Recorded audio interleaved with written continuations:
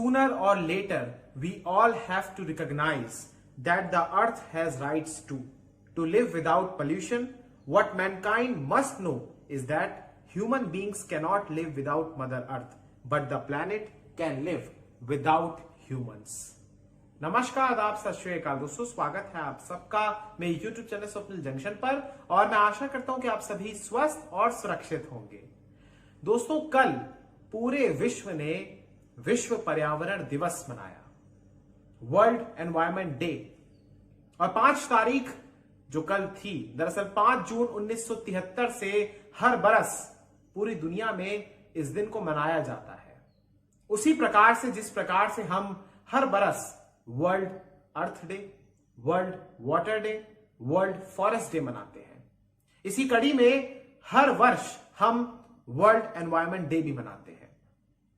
और आपने हर बरस की तरह देखा होगा दोस्तों कि किस प्रकार से लोगों ने अपने स्टेटस अपडेट किए, लोगों ने तस्वीरें साझा की, चाहे आम जनता हो या फिर सेलिब्रिटीज हो या फिर तमाम देशों के राष्ट्राध्यक्ष हो।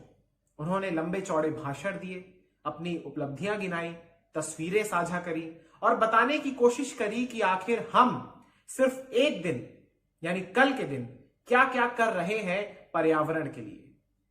हालांकि यहां पर एक बात मैं स्पष्ट जरूर करना चाहूंगा कि यहां पर मैं तमाम उन लोगों को नहीं कह रहा हूं जो साल के 365 दिन और 24 घंटे कहीं ना कहीं किसी ना किसी रूप में पर्यावरण की संरक्षण और पर्यावरण को बचाने की दिशा में निरंतरता के साथ प्रयास करते हैं। लेकिन ऐसे बहुत सारे लोग हैं जिसमें वो लोग शामिल हैं जिनके ऊपर बड़ी बड़ी जिम्मेदारियां हैं, मसलन दुनिया के बड़े विकसित देश।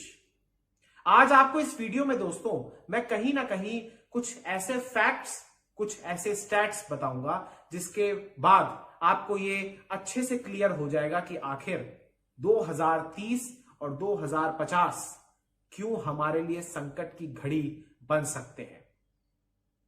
हम जिस दुनिया में इस समय रह रहे हैं दोस्तों, कहीं ना कहीं उसमें आज एक बहुत बड़ा संकट महामारी का है और महामारी का सीधा संबंध पर्यावरण से भी है। आपको मैं छोटी सी बात बताना चाहूंगा दोस्तों कि ये बहुत सारे मेडिकल एक्सपर्ट्स और बहुत सारे वैज्ञानिकों ने ये स्पष्ट रूप से कहा है, उन्होंने इसका संबंध सीधे तौर पर स्थापित किया है कि जिन लोगों को कोरोना होता है उसमें चूंकि लंग्स का बहुत ज्यादा इन्वॉल्वमेंट होता है, इसलिए उसमें एक बहुत बड़ा फैक्टर प्ले करता है एनवायरमेंट भी, यानी पर्यावरण भी। और हर साल दोस्तों हम लोग 5 जून के दिन क्या शपथ लेते हैं, इसमें मैं और आप, हम सब इसमें इन्वॉल्व हैं। हम ये शपथ लेते हैं कि हम मदर अर्थ का यानी धरती मां का एक्सप्लॉयटेशन नहीं करेंगे और एनवायरमेंट का डिग्रेडेशन नहीं करेंगे। लेकिन सच बताइए, दिल पर हाथ रखकर बताइए कि क्या ये हम तमाम चीजों पर अमल कर पाते हैं? जो शपथ, जो प्रण, जो संकल्प हम हर बरस लेते हैं या हमारे दुनिया के तमाम बड़े देश लेते हैं, वो कभी भी इन तमाम शपथों पर और इन तमाम संकल्पों पर कभी भी उस पर सिद्ध नहीं हो पाते, उस पर कभी उस दिशा में या उस पर्याप्त मात्रा में कभी एफर्ट ही नहीं करते। सबसे पहले दोस्तों आपको मैं बताना चाहूंगा कि एनवायरनमेंट से होने वाली, एनवायरनमेंट में जो ये जितनी भी जो ये ह्यूमन एक्टिविटीज के कारण जो कुछ भी हानि हो रही है एनवायरनमेंट को, उससे हमारे सामने क्या क्या संकट आ रहे हैं। क्योंकि बचपन में हम सब ने बड़े बड़े एसेज लिखे हैं, बड़े बड़े एक प्रकार से डिबेट में हिस्सा भी लिया होगा, हम जब सभी स्कूलों में पढ़ते थे, कॉलेजों में पढ़ते हैं। लेकिन जैसे जैसे हमारे देश में या हमारी दुनिया में लोग बड़े होते हैं, वैसे वैसे ये तमाम चीजें साइडलाइन हो जाती हैं। तो इन्हें एक बार फिर से याद कराना जरूरी है। सबसे पहले मैं आपको बताना चाहूंगा दोस्तों कि एनवायरनमेंट अगर डिग्रेड होता है तो फिर उससे कौन कौन सी समस्याएं सामने आती हैं। सबसे पहले क्लाइमेट चेंज होता है। ये सबसे प्रमुख एक प्रकार से समस्या है जिसका समाधान ढूंढने की आवश्यकता है। इसके बाद ग्लोबल वार्मिंग होती है, साथ ही साथ हर प्रकार का पोल्यूशन होता है, एयर हो, वाटर हो, नॉइस हो, सॉइल हो। साथ ही साथ ओवर पॉपुलेशन यानी population explosion, ozone layer depletion, loss of biodiversity, deforestation, soil degradation, natural resource depletion, waste disposal, ocean acidification, generation of unsustainable waste, public health issues. साथ ही साथ भूजल कम हो जाता है, लोगों को पर्याप्त मात्रा में स्वच्छ जल नहीं मिलता है, लोगों को पर्याप्त मात्रा में भोजन भी नहीं मिलता है। और 2030 और 2050 तक अलग अलग रिपोर्ट्स में ऐसे दावे किए गए हैं कि ये तमाम संकट अपने विकराल रूप में होंगे। इसलिए समय रहते हुए, हमारे पास ज्यादा समय नहीं बचा है। हाल ही में आपको मैं बताना चाहूंगा दोस्तों कि कई सारे देशों ने, आपने सुना होगा कि प्रण लिया है कि हम एक प्रकार से पर्यावरण के संरक्षण के तहत, उन तमाम नियमों के तहत बंधेंगे। पेरिस जलवायु समझौता आपने सबने सुना होगा। अमेरिका ने एक बार उससे वॉकआउट कर लिया था, लेकिन फिर उसमें वापसी कर लिए जब वहां पर सरकार बदली। दुनिया के तमाम देश ऐसे लगातार करारों में हस्ताक्षर करते हैं, ऐसे बड़े बड़े सम्मेलनों में बड़े बड़े भाषण देते हैं, लेकिन एक प्रकार से जो समाधान होना चाहिए, एक प्रकार से जो कार्य होना चाहिए, वो शून्य होता है। और यहां पर सिर्फ सरकारें ही जिम्मेदार नहीं होती वैश्विक स्तर की या देश स्तर की, बल्कि निजी कंपनियां भी इसमें उतनी ही भागीदारी रखती है। आपको आगे कुछ फैक्ट्स बताऊंगा दोस्तों, लेकिन उससे पहले आपको कुछ जरूरी बातें बताना चाहूंगा। देखिए, सबसे पहले आप ये जानिए दोस्तों, ये मैं कई जगह से ढूंढ कर लाया हूं। एक स्टडी है दोस्तों, हाल ही में ये लेटेस्ट स्टडी की गई और इसमें 732 लोकेशंस पर जाकर सर्वे किया गया, जो कि 43 देशों के भीतर थी। और इसमें यह पता लगाया गया, इस सर्वे के बाद जो निष्कर्ष निकला उसमें यह पाया गया कि 1991 से 37% लाइफ्स जिनकी डेथ हुई है, जो लाइफ्स लॉस्ट हो गई है, उनका कारण था एक्सट्रीम हीट।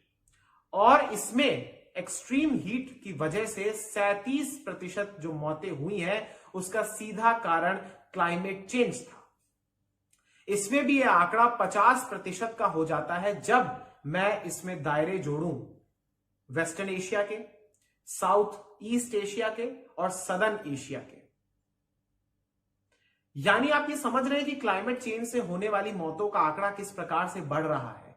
इसके अलावा एक फैक्ट और बताना चाहूंगा कि जैसे जैसे पृथ्वी का तापमान बढ़ता है, वैसे वैसे मच्छरों से होने वाली जो बीमारियां हैं, इसमें डेंगू, ये तमाम चीजें शामिल है, मलेरिया, ये तमाम चीजें फैलना और ज्यादा तीव्र गति के साथ शुरू हो जाती हैं। साथ ही साथ दोस्तों, एक रिपोर्ट के अनुसार यह भी कहा गया कि दरअसल 2019 में वायु प्रदूषण के कारण भारत में 18% मृत्यु हुई है। 18% मृत्यु, कुल जितनी मौतें भारत में हुई उनमें 18% एयर पोल्यूशन के कारण हुई, और यह तकरीबन 17 लाख बैठता है, 1.7 मिलियन। साथ ही साथ दोस्तों, रिपोर्ट्स में यह भी दावे किए जाते हैं कि जैसे जैसे क्लाइमेट चेंज होता है, वैसे वैसे प्राकृतिक आपदाएं भी आती हैं। चक्रवात तूफान, अर्थक्वेक्स, फ्लड, ड्रॉट, ये तमाम चीजें लगातार इनका जो एक प्रकार से इनकी जो फ्रीक्वेंसी होती है वो बढ़ जाती है।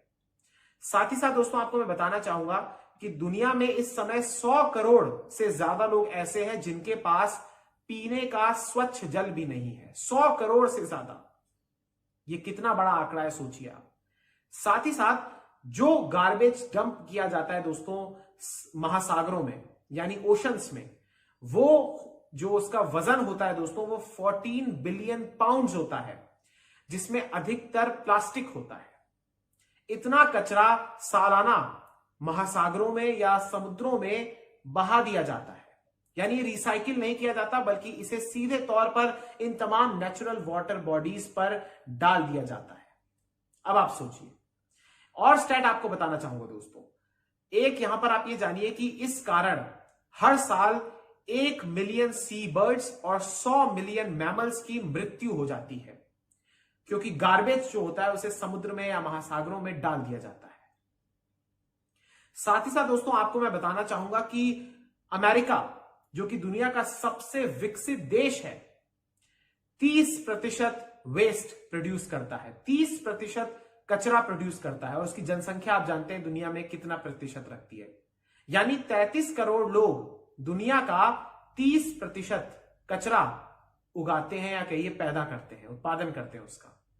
साथ ही साथ 25% जो नेचुरल रिसोर्सेज हैं उनका इस्तेमाल अमेरिका की जनता करती है। 25%, यानी पूरी दुनिया के जो तमाम देश हैं, यानी जो 75% जनसंख्या बची, वो माफ कीजिएगा, जो बाकी जनसंख्या बची है 35 करोड़ के आसपास अमेरिका की है, 33 से 35 करोड़, उसमें वो लोग अकेले 25% यूज कर लेते हैं और बाकी बचे जो लोग हैं वो सिर्फ 75% रिसोर्सेस को ही एक प्रकार से यूज कर पाते हैं।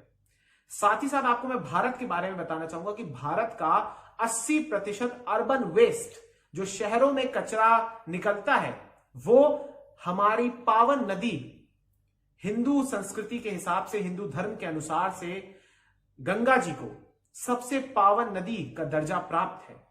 उस नदी में 80% अर्बन वेस्ट को बहाया जाता है। और भी दोस्तों आपको मैं आगे कुछ फैक्ट्स बताऊंगा, कुछ स्टैट्स भी बताऊंगा।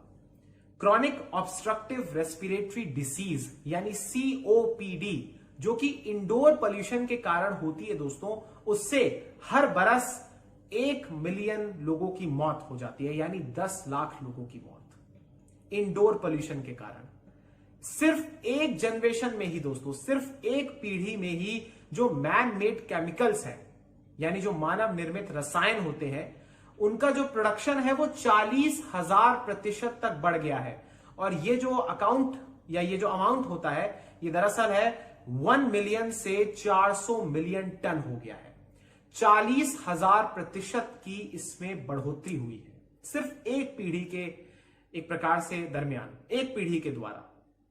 170 बरस में दोस्तों, पिछले 170 सालों में 2.4 trillion tons of carbon dioxide एक प्रकार से धरती के एटमॉस्फेयर में, धरती के एनवायरमेंट में इसे डाला गया है। ध्यान से सुनिएगा, 2.4 ट्रिलियन टन्स कार्बन डाइऑक्साइड को, इसमें से आधा पिछले 30 से 35 सालों में हुआ है।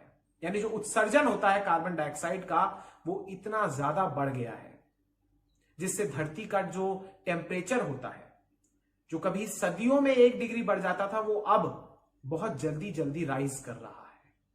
इसलिए जब एक दशक कंप्लीट होता है तो उसके बाद ये एनालिसिस आता है, रिपोर्ट्स आती हैं कि कितना टेम्परेचर बढ़ गया है। साथ ही साथ एक और रिपोर्ट में यह दावा किया गया कि जिस स्पीड के साथ लोग धरती के संसाधनों का उपयोग कर रहे हैं, जिस स्पीड के साथ लोग प्राकृतिक संसाधनों का दोहन कर रहे हैं, उससे वर्ष 2050 तक हमें 2 पृथ्वियों की जरूरत होगी। इसको ऐसे समझिए कि जितनी हम लोग, जिस गति के साथ हम प्राकृतिक संसाधनों का दोहन कर रहे हैं, इस्तेमाल कर रहे हैं, हमारी नीड्स को सेटिस्फाई करने के लिए, हमारी नीड्स को कंप्लीट करने के लिए 2 अर्थ चाहिए होंगी। यानी हम अपनी ही पृथ्वी के जो हमारे पास संसाधन है वो हमारे लिए पर्याप्त नहीं होंगे। साथ ही साथ आपको मैं बताना चाहूंगा कि 1.3 बिलियन टन भोजन हर बरस बर्बाद हो जाता है, हर बरस व्यर्थ हो जाता है। इससे आप दुनिया के 3 बिलियन लोग, 300 करोड़ लोगों का पेट भर सकते हैं। सोचिए, क्योंकि जब ये खाना वेस्ट हो जाता है तो इससे भी ग्रीन हाउस गैसेस निकलती हैं, उनका भी एमिशन होता है, लिहाजा ये भी जो एनवायरमेंट है उसको डिग्रेड करता है। हर मिनट दोस्तों आपको मैं बताना चाहूंगा कि हर मिनट 20 फुटबॉल के मैदानों जितना फॉरेस्ट, रेन जो आपके होते हैं, जो फॉरेस्ट होते हैं, जंगल होते हैं, वन, रेन फॉरेस्ट जिनको कहते हैं, वो साफ कर दिए जाते हैं, डिफॉरेस्टेशन हो जाता है। 1 मिनट में 20 फुटबॉल मैदानों जितना फॉरेस्ट एरिया साफ कर दिया जाता है, सोचिए। साथ ही साथ समुद्र का जो जलस्तर है दोस्तों, वो हर बरस औसतन 3.2 मिलीमीटर की हाइट से इस रफ्तार से बढ़ रहा है, जो कि ऐसा अनुमान लगाया जाता है कि वर्ष 2050 तक 2 मीटर तक हो जाएगा जल स्तर बढ़ना। इसमें कारण यह भी है कि जो ग्लेशियर्स होते हैं, जो आइस कैप्स होते हैं, वो भी मेल्ट हो रहे हैं, जिससे समुद्र का जलस्तर बढ़ रहा है। दोस्तों, इस कोविड की आपदा के दौरान दुनिया की 50 बड़ी अर्थव्यवस्थाओं ने, दुनिया के 50 बड़े देशों ने 14 लाख करोड़ डॉलर का राहत पैकेज अनाउंस किया। इतनी बड़ी धनराशि अनाउंस की दोस्तों, और इसमें सिर्फ 2.5% हिस्सा ही क्लाइमेट के यानी एनवायरमेंट के संरक्षण के लिए रखा। सोचिए, इतनी बड़ी धनराशि में से सिर्फ 2.5%। आपको मैं बताना चाहूंगा दोस्तों कि वैश्विक जो जीडीपी है, जो दुनिया के वैश्विक यानी विश्व में तमाम जितनी भी जीडीपी उनको अगर हम सबको एड ऑन कर दें, सबका एक प्रकार से समुच्चय कर दें, सबको एक प्रकार से रखें, तो सिर्फ 0.1% अगर हम ग्लोबल जीडीपी का एनवायरमेंट की दिशा में खर्च करें तो फिर धरती के एक बड़े हिस्से को बचाया जा सकता है। 0.1%, 1% भी नहीं है, 0.1। साथ ही साथ आपको मैं बताना चाहूंगा दोस्तों एक फैक्ट और, ये लास्ट फैक्ट है कि ग्लोबल क्लाइमेट रिस्क इंडेक्स 2019 के अनुसार भारत विश्व में सबसे ज्यादा प्रभावित देशों की सूची में 7वें स्थान पर है। तो इसी के साथ दोस्तों ये फैक्ट्स और स्टैट्स मैंने आपको बताया। मैं उम्मीद करता हूं कि आपको ये समझ में आए होंगे। अब यहां पर बात यह है कि अगर इन तमाम बातों को अगर इसके बाद भी किसी को नहीं समझ में आता है तो वाकई में फिर उसे कुछ नहीं समझ में आएगा। और इन तमाम बातों को ध्यान में रखते हुए आज की इस वीडियो के आखिरी हिस्से में मैं वो तमाम बातें बताऊंगा जो कि हम एज ए इंडिविजुअल, हम निजी तौर पर अगर इन तमाम चीजों को हम अपनी जीवन शैली में लाएं तो कहीं ना कहीं हम इस संकट से उबर सकते हैं और हम अपना महत्वपूर्ण योगदान भी दे सकते हैं। क्योंकि अगर हर एक व्यक्ति एक छोटा कदम भी रोज लेगा तो कहीं ना कहीं एक बड़ा परिवर्तन जरूर आएगा। देखिए दोस्तों, सबसे पहले तो हमें वृक्षारोपण करना है। आप एक महीने में कोशिश कीजिए कि 1 या 2 पेड़, या आपकी जितनी भी क्षमता हो, आपके पास जितना भी समय हो, आप पेड़ जरूर लगाएं। अगर आप एक महीने में मान लीजिए 2 पेड़ भी लगाते हैं तो 1 साल में ये 24 पेड़ हो जाएंगे। सोचिए उससे कितनी मात्रा में फ्रेश ऑक्सीजन निकलेगा। और अगर एक व्यक्ति ये करता है, अगर सारे व्यक्ति ऐसे करने लग जाएंगे, या दुनिया के आप ये मान के चलिए कि सिर्फ 20% लोग भी अगर ऐसे करेंगे तो बहुत मदद हो जाएगी और बहुत ज्यादा एक प्रकार से पृथ्वी पर जो इकोलॉजिकल बैलेंस है वो मेंटेन हो सकेगा। साथ ही साथ दूसरा उपाय यह है दोस्तों कि अगर आप कचरे को बेवजह किसी भी नदी में या किसी अन्य जल स्रोत में ना बहाएं तो भी बहुत मदद होगी। साथ ही साथ कचरे को ऐसे ही किसी भी जगह ना फेंकें, बल्कि उसे डस्टबिन में ही फेंकें।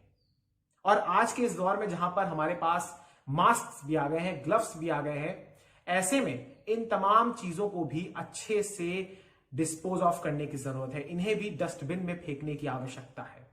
साथ ही साथ जितना कोशिश हो सके आप सार्वजनिक परिवहन का इस्तेमाल करें, आप कारपूलिंग करें। अगर आपको बहुत सारे लोगों को एक ही जगह जाना है, मसलन कार्यालय जाना है, दफ्तर जाना है, या स्कूल्स में जाना है, या बच्चों को जैसे जाना होता है, तो जो लोग हैं वो पूलिंग का हिस्सा लें, यानी सार्वजनिक तौर पर सभी एक साथ एक ही वाहन में बैठकर जाएं, कोशिश करें, जिससे पर्यावरण में एयर पोल्यूशन कम होगा।